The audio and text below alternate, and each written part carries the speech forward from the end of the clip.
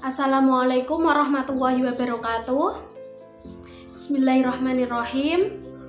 Kepada yang terhormat dosen pengampu mata kuliah pengembangan strategi pembelajaran IPA, yaitu Ibu Sulasviana Alfiraida MPD.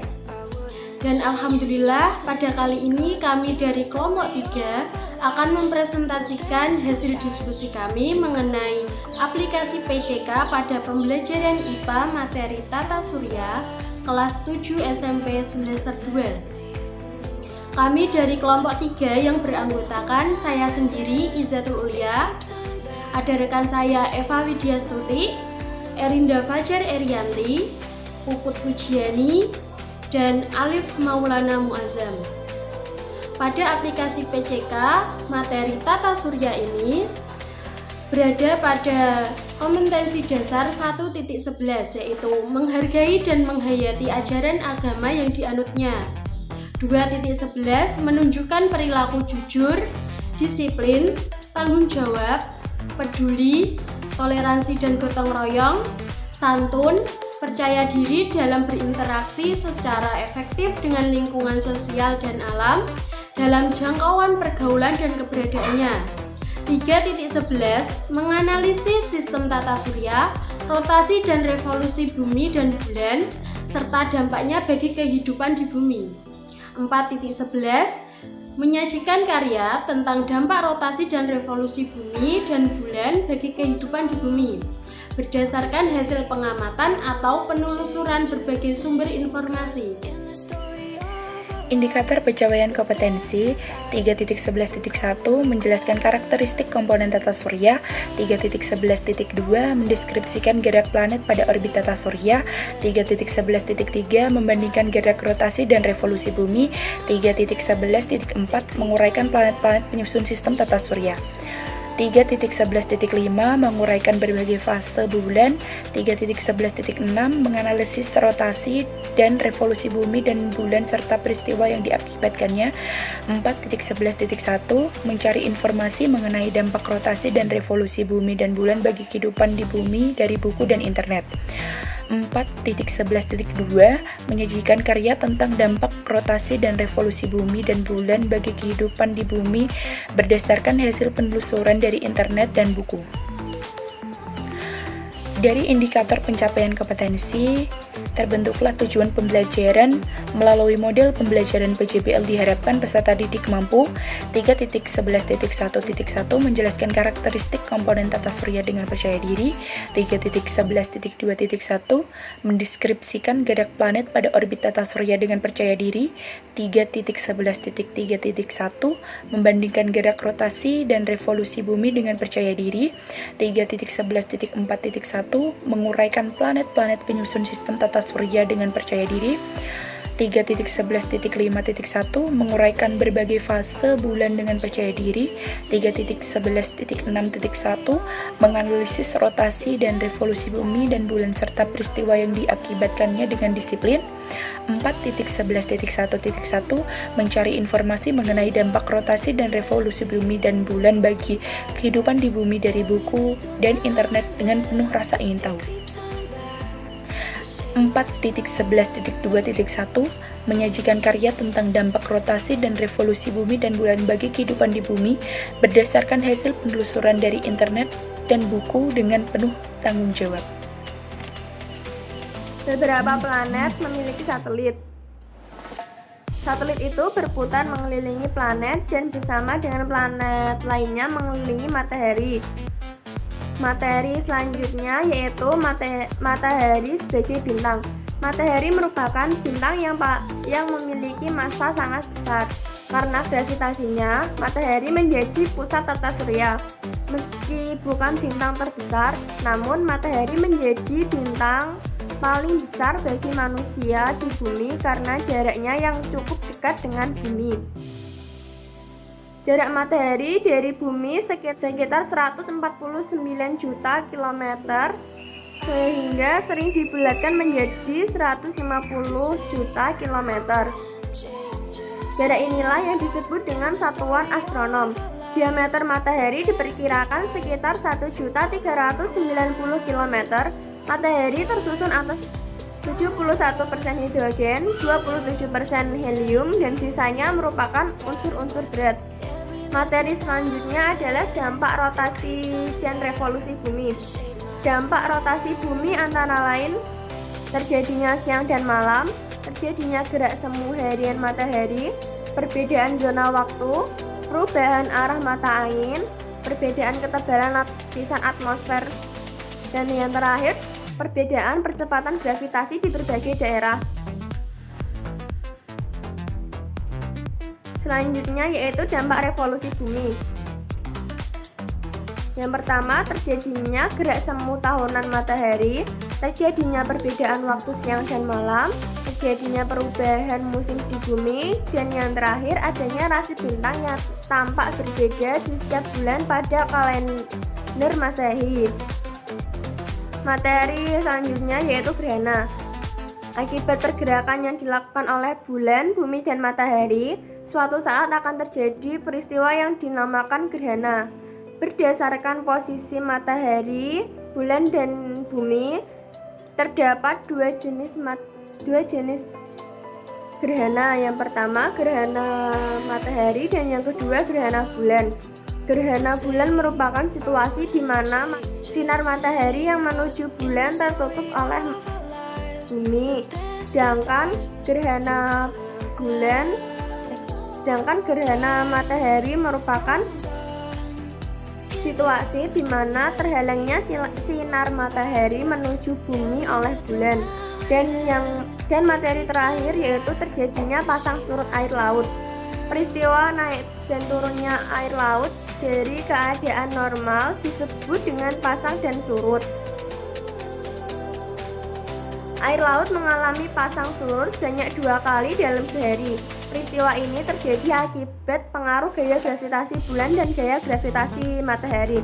Karena jarak bulan lebih dekat dengan bumi, maka gaya gravitasi bulan memiliki pengaruh yang lebih besar daripada gaya gravitasi matahari. Baik, selanjutnya yaitu model pendekatan, strategi, dan metode pembelajaran.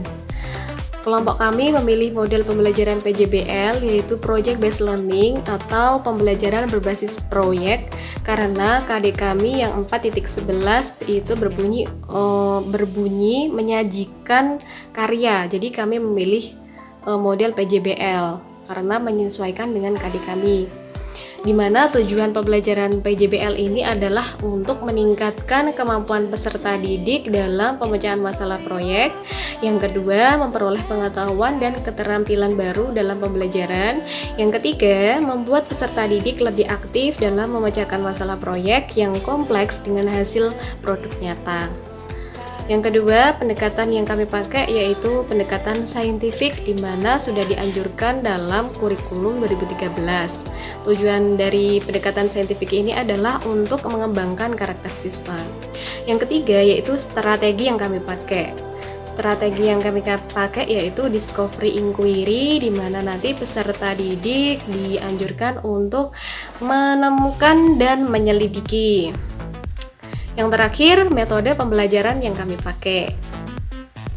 Metodenya ada diskusi, ada eksperimen, dan presentasi. Baik, selanjutnya akan disampaikan oleh teman. Ya, yang selanjutnya yaitu langkah-langkah pembelajaran atau yang disebut dengan sintak PJBL. Dalam sintak PJBL sendiri yaitu ada sebuah kegiatan pembelajaran. Dalam pertemuan 1 yaitu kegiatan pendahuluan, yaitu seperti guru memberi salam kepada peserta didik. Yang kedua, guru mengajak peserta didik untuk berdoa bersama mengawali pembelajaran. Yang ketiga yaitu guru memberikan apersepsi.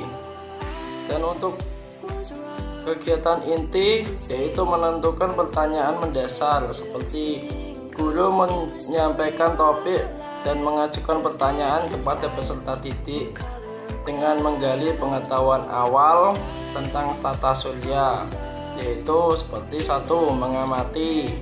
Dalam mengamati sendiri yaitu seperti guru menyajikan video tentang tata surya, yaitu meliputi susunan tata surya, orbit, rotasi, dan revolusi. Yang kedua yaitu menanya, seperti peserta didik bertanya mengenai video yang ditampilkan. Dan yang ketiga mengeksplorasi atau mengumpulkan informasi, yaitu seperti guru menyampaikan kepada peserta didik tujuan pembelajaran. Guru memberikan LKPD tata surya kepada peserta didik, ditunjukkan agar peserta didik secara berkelompok dapat menentukan pengetahuan atau konsep tentang zat penyusun tata surya, gerak planet, dampak rotasi dan revolusi bumi, serta gerak bulan. Yang seterusnya yaitu guru membagi peserta didik menjadi beberapa kelompok, lalu peserta didik berdiskusi secara berkelompok. Yang keempat yaitu peserta didik menjawab LKPD tata surya yang diberikan oleh guru. Dan yang kelima yaitu mengkomunikasikan. Peserta didik mempresentasikan hasil diskusi pada LKPD tata surya. Yang pertemuan kedua yaitu mendesain perencanaan proyek. Seperti guru memastikan setiap peserta didik dalam kelompok memilih dan mengetahui prosedur pembuatan produk yang akan dihasilkan. Yang kedua, memberikan peserta didik membuat desain rencana pembuatan alat pembelajaran mengenai tata surya. Yang ketiga, guru meminta peserta didik untuk membuat video pembelajaran hasil dari alat pembelajaran yang dibuat. Yang seterusnya yaitu menyusun jadwal pembuatan, yaitu seperti guru bersama peserta didik membuat kesepakatan jadwal pembuatan alat pembelajaran tata surya. Yang pertemuan yang ketiga yaitu memonitor keaktifan peserta didik dan kemajuan proyek. Seperti guru memantau keaktifan peserta didik selama melaksanakan proyek, realisasi perkembangan, dan membimbing jika mengalami kesulitan. Dan peserta didik melakukan pembuatan proyek sesuai jadwal, mencatat setiap tahapan, mendiskusikan masalah yang muncul selama pembuatan proyek dengan guru. Yaitu selanjutnya menguji hasil. Dalam menguji hasil sendiri dalam kegiatan pembelajaran ini yaitu peserta didik secara berkelompok mempresentasikan dan menampilkan video dari hasil alat pembelajaran yang dibuat. Yang kedua yaitu presentasi dilakukan secara bergantian dengan kelompok lain. Yang ketiga yaitu guru membimbing jalannya diskusi kelas agar semua kelompok dapat berkesempatan untuk presentasi.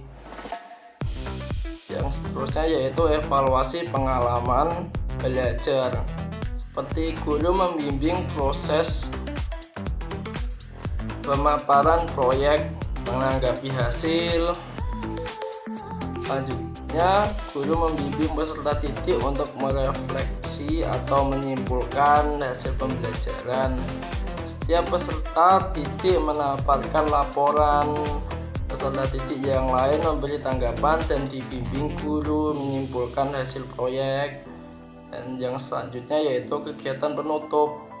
Dalam kegiatan penutup sendiri yaitu guru memberikan kalimat penghargaan kepada semua kelompok dan khususnya kelompok yang memiliki kinerja baik. Yang selanjutnya yaitu guru memberikan salam. Sekian dan terima kasih. Kalau ada pertanyaan bisa ditanyakan di kolom komentar atau di WA. Bye. Assalamualaikum warahmatullahi wabarakatuh.